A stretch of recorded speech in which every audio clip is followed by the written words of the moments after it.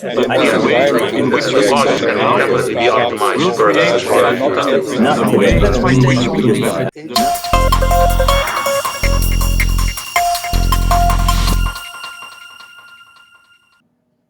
My today's guest is a research scientist at Natural Resources Canada and an adjunct associate professor at the Geoscience Department at the University of Calgary. Omid Ardakani is a sedimentologist and geochemist who takes the phrase digging deep quite literally. His work integrates carbonate, organic, and inorganic geochemistry to understand unconventional hydrocarbon resources better. By diving deep into trace elements and paleo environments, Omid decodes the ancient conditions that shape today's energy resources. While some see rocks, Omid sees a billion years of hidden potential waiting to be tapped. Omid, welcome. Thank you so much, Ernest, for this opportunity. I'm really happy actually to discuss with you today the natural hydrogen story. That it's a very interesting topic and very hot topic across the globe. I'm honored to have you. For the beginning, tell us who is Omid Ardakani. Thank you so much for your brief introduction. I'm a research scientist with Geological Survey of Canada, which is the organization under Natural Resources Canada. I worked here for the last 10 years and started working on unconventional hydrocarbon reservoir characterization. With the importance of the net zero policy by the 2050, the goals of government of Canada focus on underground storage project, majorly the carbon capture, utilization and storage and hydrogen storage. Currently, I'm working on technically using the same skills for unconventional reservoir characterization and reservoir characterization to identify underground reservoir for carbon capture and storage, as well as hydrogen storage. When I started to work with hydrogen, realized that there are other sources of hydrogen other than manufacturing hydrogen from the other energy resources. Therefore, I started to study them and Canada's potential since 2022. And we have done some works at Geological Survey of Canada to better educate policy the makers, investors, and public on the potentials of natural hydrogen resources in Canada. How do you identify key geological factors for hydrogen versus hydrocarbon prospects in Canada? Uh, as you know, both systems somehow are similar because in both systems you need a source rock that produce the material, which is in hydrocarbon resources is organic rich shale. But in hydrogen system is totally different rock type, which is igneous, metamorphic, and old crystalline rock. In other senses, you need when your product produced, it's migrated to the good reservoir to be trapped over there, and this reservoir need the cap rock. Technically, in a sense, both systems are similar, but the processes that govern these two systems are technically different in terms of production of hydrogen. As you know better, the know with your knowledge on the natural hydrogen, you need the specific type of rocks that either had enough radioactive element like uranium, thorium, or potassium.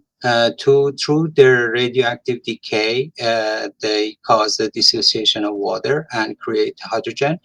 That technically it's happening through the history of Earth, and most of that hydrogen technically we know how much based on the decay of those radioactive elements, how much produced and how much released to the atmosphere. And the other process is the serpentinization, which is the oxidation of iron in iron-rich rock that contain high content of, for example, olivine, one of the major one. And through this process, through oxidation of iron, the hydrogen produced. But the big question is that how much of those produced hydrogen technically trapped and the placed in a reservoir and the technically stored underground to be discovered, like the hydrocarbon resources. After almost 100, 150 years of hydrocarbon exploration, uh, it, human beings technically have very good knowledge of identifying the hydrocarbon resources and exploring them. But hydrogen exploration in infancy, and we don't have the hard the answers to hard questions. The answers to hard question where those generated hydrogen technically trap, and we can achieve reach to those places and extract hydrogen from underground. What challenges does Canadian geology present when exploring for natural hydrogen? Canada is the second or third largest the country in the globe with a diverse geology. Almost 50% of Canada covered by the old Precambrian and Proterozoic rocks that are technically potential source rock for hydrogen. In addition, the rest of the country covered with major sedimentary basins in the west and eastern Canada, and also in the Arctic. One of the major issues or challenges with Canada is the vastness of the country, and, for example, lack of infrastructure in northern Canada and the other places that so far not used for hydrocarbon exploration. Western Canada is known for hydrocarbon exploration for many years and already have a very mature industry over there with all the infrastructure in place over there. But major challenge for the hydrogen would be, for example, the lack of infrastructure in several the part of the country that was not previously for example, was not the target for hydrocarbon exploration, and they lack those type of infrastructure. Another challenge is that the access to some areas that can potentially have good the natural hydrogen potentials, for example, in Arctic and the provinces in the northern Canada, that again lack of infrastructure and technology is the major hurdle in developing the hydrogen.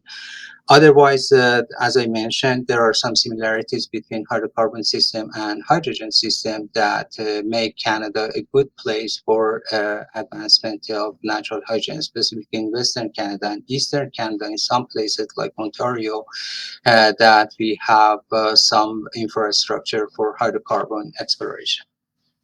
In that context, how does historical well data inform your predictions for hydrogen accumulations? This is a great question, and what Geological Survey of Canada started to look at as a kind of low-hanging fruit for natural hydrogen exploration was those data that was already available. But there is a big caveat with those data, because these historical data, specifically in Eastern Canada, that oil industry in Eastern Canada is much older than Western Canada.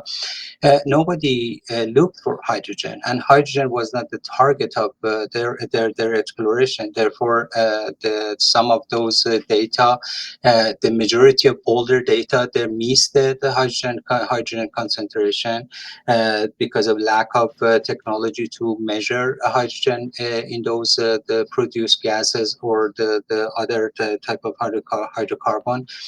And also in the much the younger data or the recent data, again, hydrogen was not the target. Therefore, the type of sampling measurement was not unified and was not standardized. However, in the huge amount of data that we collected across Canada, we realized that some the anomalies in hydrogen is observed. We are trying to map those anomalies and to find out the relationship of those anomalies with the other the major geological feature like source rocks, major the reservoirs that we have in sedimentary basin, as well as deep-seated fault and other elements that are helpful in exploration of hydrogen to find out where are those potentials.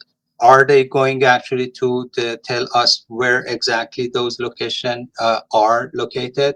The answer is no, but it's very helpful to find the trends and technically validate those trends with additional field studies or drilling in the area that right now we see in some areas, for example, in the Western Canada, in Williston Basin, some companies already acquired some land and started the initial exploration activities in those areas. What methods are used to quantify hydrogen flow rates and how reliable are they? Technically, as I mentioned, the hydrogen system and the exploration of hydrogen in infancy. And one of the major differences of hydrogen and hydrocarbon is the different, the significant different physical-chemical the properties of hydrogen and hydrocarbon. So far, the methods that the industry is using are the conventional method like drill steam testing, surface measurement, and geochemical analysis, isotopic analysis to identify those resources and find the source of hydrogen. Because as you know and heard a lot around natural hydrogen, Ferry circles, one of the superficial exposure of the exposure of natural hydrogen. Therefore, soil gas analysis is one of the methods that extensively used across the board for finding the major leak or seeps of hydrogen. However, those the leaks always doesn't actually lead you to the major discovery underground because microbial activity can produce those gases as well, including hydrogen. Therefore, geochemical methods come into place to identify what's the source of hydrogen and what's the origin of hydrogen. It's formed due to bacterial activity in soil in shallow environment, or it's coming from deeper sources in the ground through the faults or reservoirs that captured hydrogen underground. Therefore, method is still developed, specifically the sensing method. It's under development, and a lot of the universities and also industry looking at some kind of surveillance method to find out the major leaks of hydrogen for exploration.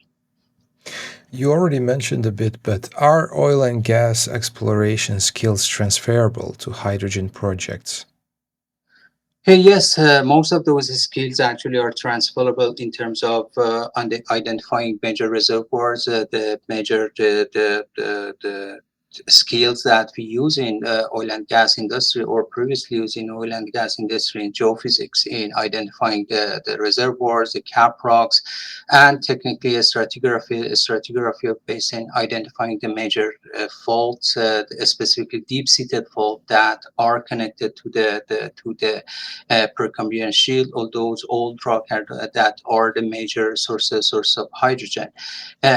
Drilling methodologies technically are the same, that they can be used for hydrogen exploration, but in some cases the previous actually methods or previous infrastructure is not suitable for hydrogen. For example, if you want to transport hydrogen, the current pipeline are not feed to the technically carry hydrogen. A lot of governmental and also industry right now working, specifically major pipeline companies working right now on developing the pipelines suitable for hydrogen. But in general, a lot of technically the infrastructure that we can use in hydrocarbon exploration can be used or be the built for the natural hydrogen exploration as well, repurposed for natural hydrogen exploration. You also mentioned a little bit about serpentinization, but what is the role of it, and what is the role of fracture zones in Canadian hydrogen exploration?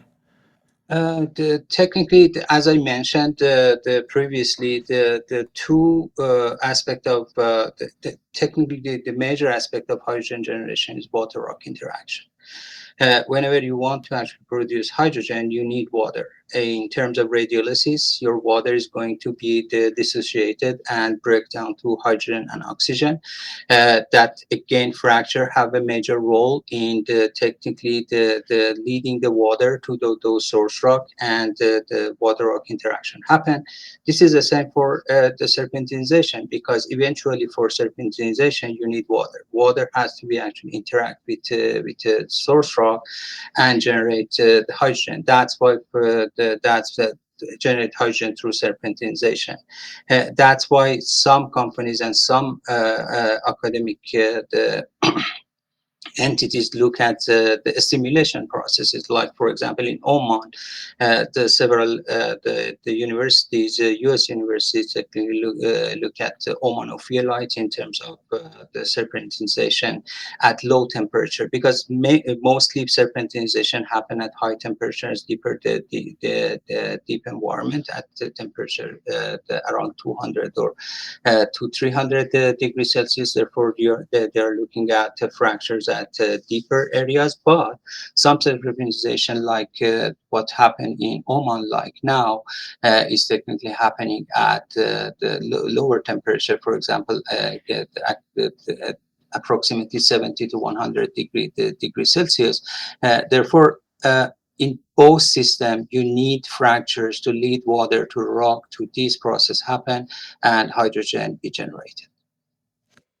What are the key or unique markers you look for when exploring Canadian hydrogen sites? At this stage, as I mentioned, we are first looking at large scale maps and data. As a geological survey, we technically look at all Canada with collaboration with our provincial and territorial geological survey partners.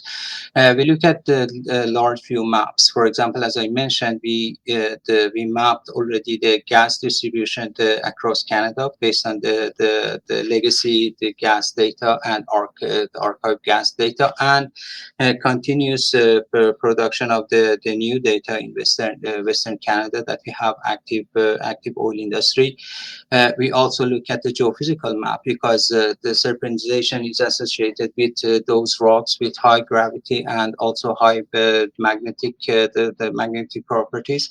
Therefore, those maps also the leading us to the finding the source rock, a structural map leading us to identification of those major faults and structures that can be potential sources of hydrogen in terms of generation, migration of hydrogen through faults and those systems, and also the trapment of hydrogen. For example, identification of one of the aspect of or the underground hydrogen storage that we are doing right now is mapping all, for example, evaporite units or salt units that are technically suitable for underground hydrogen storage. But in terms of natural hydrogen, identification of those the salt unit, it's helpful for us to find out major salt unit as a cap rock within our major sedimentary basin across Canada. These are the earliest steps that Geological Survey of Canada, as a federal agency, looked at all the across Canada, all the available data and put together these layers in a GIS-based model to identify the major sources, major areas that there are some potential for entrapment of hydrogen and migration of hydrogen. And based on the interpretation of those maps and gas data, you can identify, okay, probably these areas have all three components of the natural hydrogen system.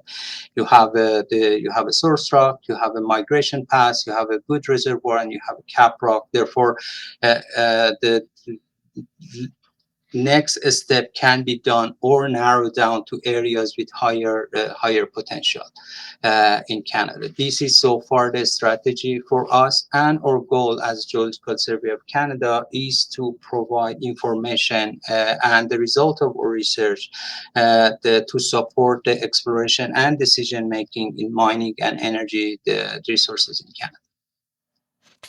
Let's talk about regulations for a bit. What Mhm. regulatory changes are needed to support natural hydrogen exploration in Canada?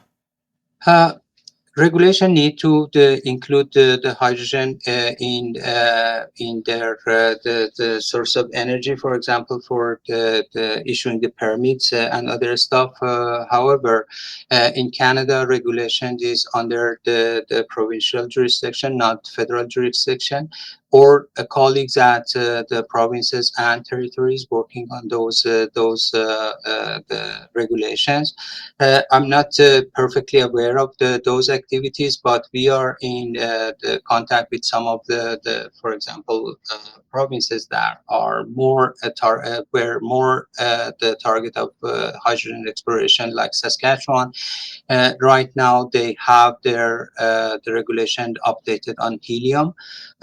But for example, for Ontario, we have some discussion with our colleague. They are not updated yet their regulation, but they look at the cases case by case. For example, some of them it's the companies or the investor are going to look at the mines site for exploration. They use the regulation. Therefore, regulation is the not or the mandate technically, and it has to be done through the provincial and territorial jurisdiction. And some activities are happening, but I'm not well aware of the latest the stage of those regulation changes. What role does collaboration between traditional energy sectors and hydrogen play in Canada's future? Technically, can play a major role. However, so far, also a lot of companies technically started exploration, but one of the major the lack of the knowledge is the sharing of the public data. For example, except the one case in Mali that all the properties of, not all technically, but most of the properties of reservoir flow rate and the other stuff published and publicly available. Other exploration is not the publicly available, and therefore it's a little bit actually soon to have the bold decision to go to exploration realm specifically for the industry, because they want to actually see some the proven resources, the reality of those resources, and how those resources are going to actually help with the providing additional energy resources. Therefore, if they make sure that technically this is the case, their expertise definitely can be helpful for hydrogen exploration as well. Because as I mentioned, the concepts and the basic are similar, but at some stages, for example, at reservoir, the modeling and the other stuff as properties of hydrogen and hydrocarbon different, they need to have some adjustment in their models and the approach to hydrogen exploration, but their expertise significantly can help with the natural hydrogen exploration. What is your assessment of Saskatchewan's potential for large-scale natural hydrogen deposits? Uh, I recently actually came across the news that Max Power Energy announced the exploration. They just actually Yeah. mentioned the few wells, for 45 wells with anomalous hydrogen the shows that we already actually captured in our the initial study with the Geological Survey of Canada. Unfortunately, they didn't provide any further the information about that exploration, except the values of gas that actually come from those wells between 4% to 96 the percent hydrogen, but they didn't actually identify any detailed data on where where the reservoir located, what's the exact source rock, what's the migration path. But there is some hope over there, because we knew that the Williston Basin that the covered part, the major part of the Saskatchewan, Manitoba, the Alberta, North Dakota, and Montana in the U.S. is a huge intercratonic basin that have all those elements of hydrogen and helium, the generation, Precambrian, the crust, that Precambrian crust that is beneath the sedimentary basin, with a thick stack of sedimentary layers that can be reservoir and caprock for hydrogen. Everything theoretically actually right for that area, but it's not possible to evaluate the uh, estimate the size of their the finding in Saskatchewan. It's very preliminary data, and it's not possible based on the available data to evaluate the vastness of this resource. However, as I mentioned, helium is a proxy for hydrogen. A lot of helium exploration activities are going on in Saskatchewan, and based on the association of hydrogen and helium, for example, in the radiolysis, we can actually expect to find some good resource of hydrogen over there, but it's hard to evaluate how big are they will be. Talking about separating hype from reality, Mhm. and I would like to hear your opinion, like especially in this natural hydrogen field, Mhm. what we can really expect. As I mentioned, we know that hydrogen is produced in the earth. There are a lot of estimates that published in the major scientific journals. One of them actually came from Canada, University of Toronto, well-known international scientist, Dr. Barbara Sherwood-Lawler, back in 2014, estimated the amount of the hydrogen that produced from Precambrian rocks across the globe. We know that we know the process that it formed, but the knowledge gap that I mentioned in the start of our talk was where they technically stored and how big are the resources are. Therefore, without actually knowing these major questions or answering those major questions, we cannot actually have the valid or educated estimate about that one. And these natural hydrogen come in play as a source of energy after 2018. That first paper on Mali, first the exploration of hydrogen actually come out from the French scientists over there, and with that we still learn about hydrogen. Therefore, lack of knowledge is one of the major obstacles, that we don't have enough evidence, enough examples of known hydrogen the generation hydrogen the reservoirs or hydrogen resources in the globe. Therefore, we need more drilling.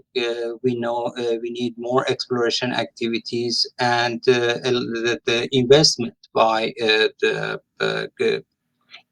governments, academia, to look at all those major sources. For example, as I mentioned, right now, underground hydrogen system the studies is well advanced with natural hydrogen, and some of those studies, for example, for permeability of rocks or fluid flow of hydrogen underground, can be used for natural hydrogen system.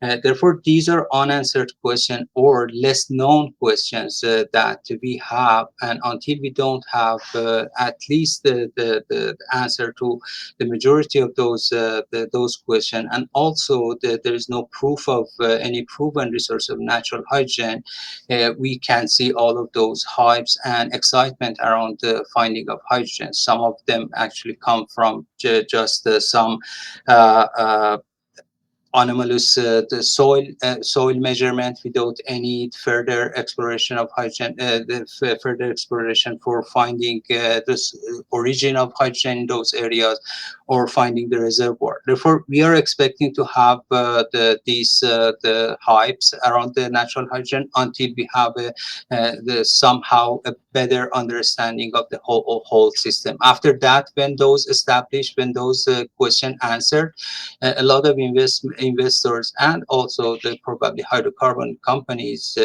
will see the reality, will see the real data, and they're willing to invest in natural hydrogen. Another aspect of natural hydrogen is that uh, there is a lot of plan on using hydrogen as a source of energy, but most of them again are in the earliest stage of development. For example, you can see the contradictory the news on, for example, using of hydrogen as a source of energy for transportation, long haul transportation. But there is nothing actually. There is no company or no major company establish those methods.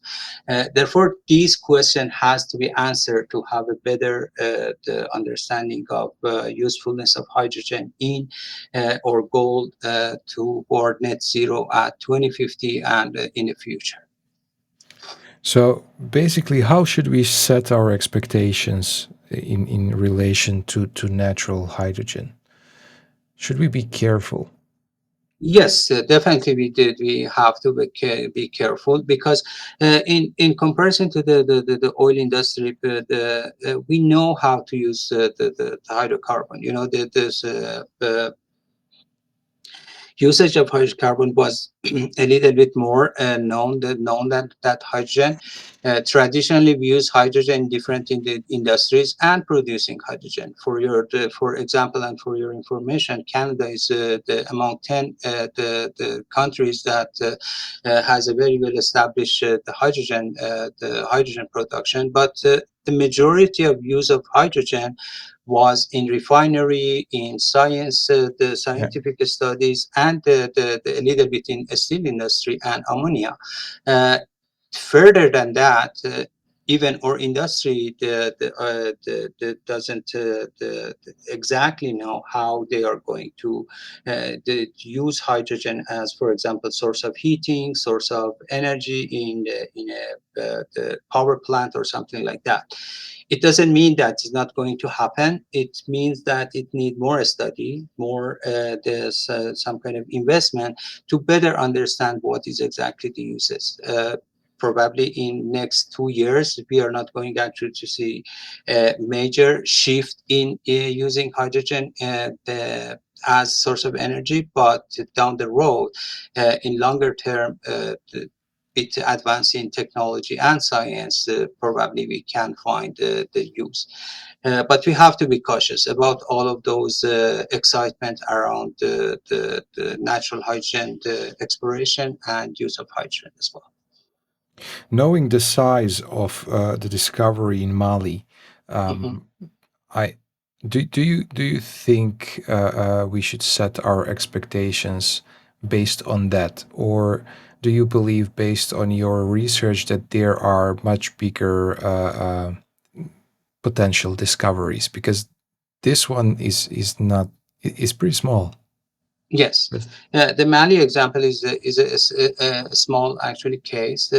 always the small is not a bad thing. For example, you can if you are in Arctic Canada, or the remote areas that you need technically to provide energy for a local community, a small community, the Mali example could be convincing. But if you look at the hydrogen, for example, to replace to natural gas, that we have huge resources of natural gas with huge reserves around the globe that already estimated, you cannot actually compare these two. And Mali is not a good example for large scale technically so far, but unfortunately, it is the only example that we have, and somehow characterized reasonably. But yeah, it's cannot be a good technically example for larger scale usage. One thing about Mali is the continuous the emission of hydrogen and continuous flow of hydrogen from the reservoir, which is very promising. But the Yes. size is important. If we want to actually the upscale this the Mali, we need actually to find much larger the resources than Mali to will be able to have the more contribution from hydrogen to energy resources globally. What are the biggest unknowns in Canadian hydrogen systems that could impact research? As I mentioned, the migration paths and major reservoirs are the major unknown right now. That we cannot expect where we can find hydrogen. But as I mentioned previously in our discussion, Canada have all of those with diverse geological setting, have all of those components of hydrogen system. But it's a matter of research, and it's a matter of the field work or the studies to find out where, for example, uh, theoretically hydrogen produced, where is migrated and where is trapped. And definitely you need to have all of those components together to be able actually to find the natural hydrogen resources, which is source, migration paths, and the trapment. The vastness of Canada is one of the major technically challenges to find those resources. But with our activities in Geological Survey of Canada, we hope that we can narrow down the major spots that can be looked for further the exploration and studies. How can Canadian hydrogen exploration benefit from technological advancements? Actually, where are we in these terms? As I mentioned, previously, Canada is one of the major the players in the terms of hydrogen. In terms of hydrogen, the fuel cells, Canada is very the advanced. Also, in terms of hydrogen manufacturing, right now, Canada is one of the major producer of the different type of hydrogen through steam methane reformation or somehow the production of hydrogen. Therefore, Canada have a very actually vast knowledge on hydrogen in general. And also the Geological Survey of Canada is one of the oldest organization in Canada that have very good knowledge of our sedimentary basin and our geology. Therefore, these backbones of scientific and industrial backbone they can help a lot the Canada to be a leading nation in terms of hydrogen economy. What are the next steps for large-scale hydrogen development in Canada? Uh, as I mentioned, we started the first steps in the identifying the good spots or potential spot for hydrogen exploration Canada. In addition, we are working with our colleague in the USGS, US Geological Survey, European countries like Geological Survey of Finland, and academia in the Canada, University of Calgary, University of Toronto, and other experts to develop next steps for the exploration of hydrogen in Canada. part of the activities at Geological Survey of Canada is defining a new program called Geoenergy Program. That the big chunk of this new program would be about hydrogen, either natural hydrogen resources or underground hydrogen storage.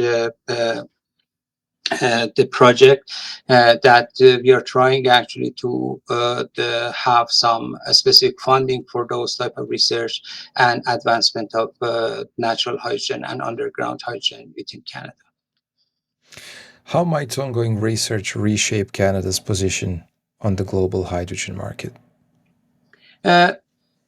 Previously, I mentioned the majority of the research on hydrogen come initially from Canada by research by Professor Barbara Sherwood-Lawler of University of Toronto. Her PhD thesis was on Canadian shield and the Finnish shield on the hydrogen and other gases in the Precambrian shield. At that time, back in 1990s, the hydrogen was not the focus of energy resource, but it was the focus of another type of energy, which was energy for the biological activity underground in deep, for example, the Precambrian crust and Precambrian shield. Initially, Canada have very good the knowledge of the hydrogen generation and hydrogen research, the research studies, and those resources right now vastly used by the scientists and industry across the board, specifically the outstanding work by Professor Barbara Sherwood-Lawler in their estimation and in their assessment of hydrogen resources. Therefore, Canada the traditionally have a very strong position in research in hydrogen, mainly on different levels or different scientific subjects, as I mentioned, for example, source of energy for deep the biosphere, and also in the outer space research, as I mentioned, Professor Barbara Sherwood-Lawler was involved in NASA and Canadian Space Agency research on life on Mars and the other extra terrestrial, technically, the environment. And we have a very good, strong scientific backbone in Canada on theoretical knowledge of hydrogen production, natural hydrogen production and formation. Ahmed, thank you very much for this insightful session. No Thank you for problem. being my guest. Great. It was a great pleasure to talk to you, Ernest.